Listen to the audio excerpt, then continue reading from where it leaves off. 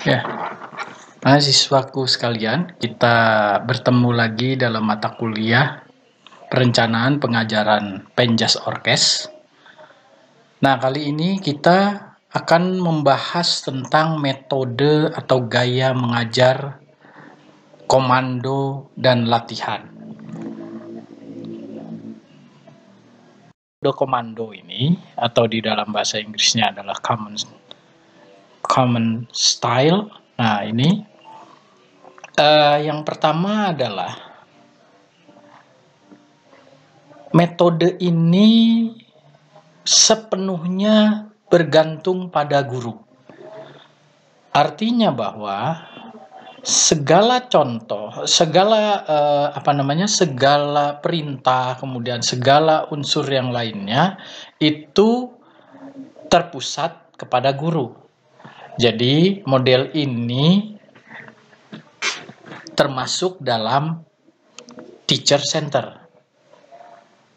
Nah, kenapa tergantung pada guru? Karena guru yang akan nanti memberikan contoh nyata dalam pembelajaran Penjas tersebut. Gerakannya bagaimana, kemudian tekniknya bagaimana. Nah, ini harus tepat. Maka dari itu, maksud metode ini adalah agar gerakan-gerakan yang bisa ditiru oleh siswa itu benar-benar tepat sesuai dengan dengan tujuan pembelajaran yang diinginkan oleh si guru. Nah, yang ketiga adalah tentang inisiatif.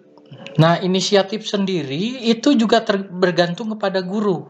Artinya bahwa segala sesuatu kegiatan itu selalu dimulai dari guru, kemudian baru diakhiri oleh siswa. Artinya siswa yang menirukan gerakannya.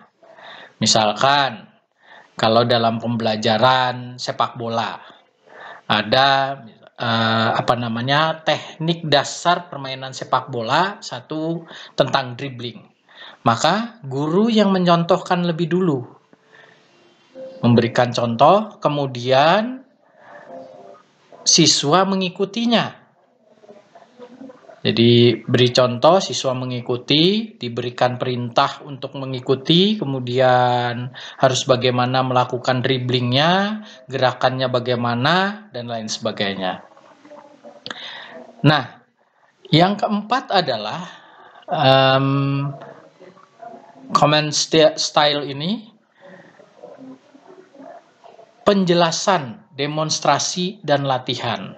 Nah, artinya bahwa nanti dalam prakteknya itu guru yang berperan penting, berperan banyak untuk menjelaskan tentang tentang materi-materi yang dia berikan.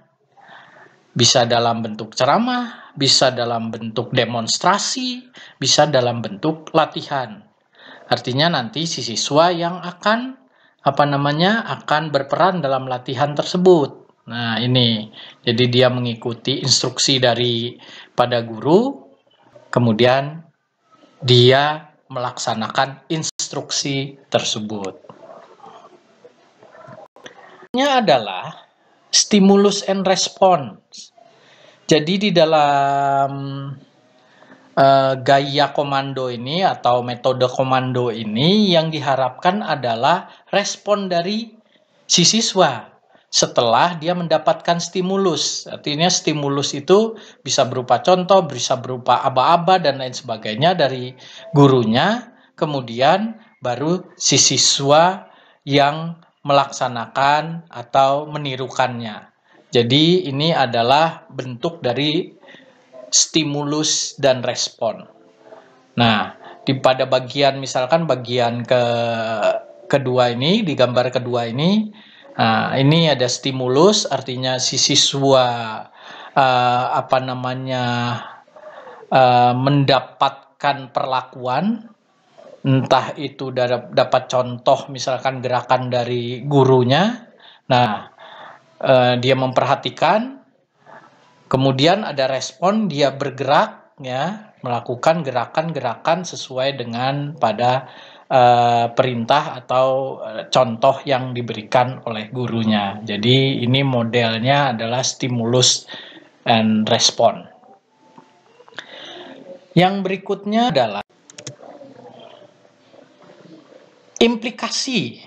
Nah, ini implikasinya. Ada implikasi yang muncul dalam penerapan gaya mengajar ini atau metode ini.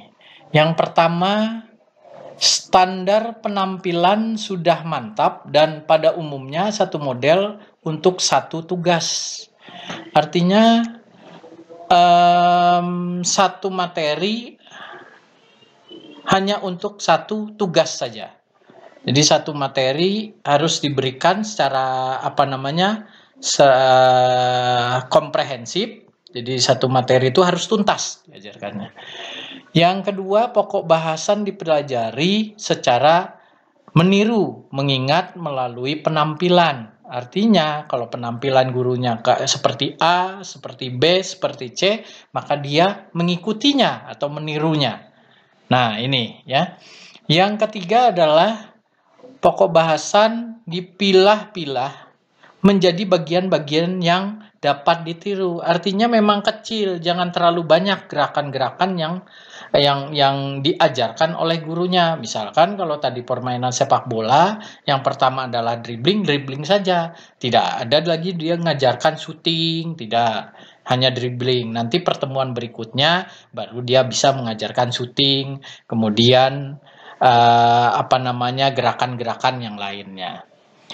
Yang keempat adalah tidak ada perbedaan individual. Jadi diharapkan menirukan model. Artinya begini, satu dengan yang lain, siswa satu dengan siswa yang lain itu sama. Berarti hanya menirukan saja.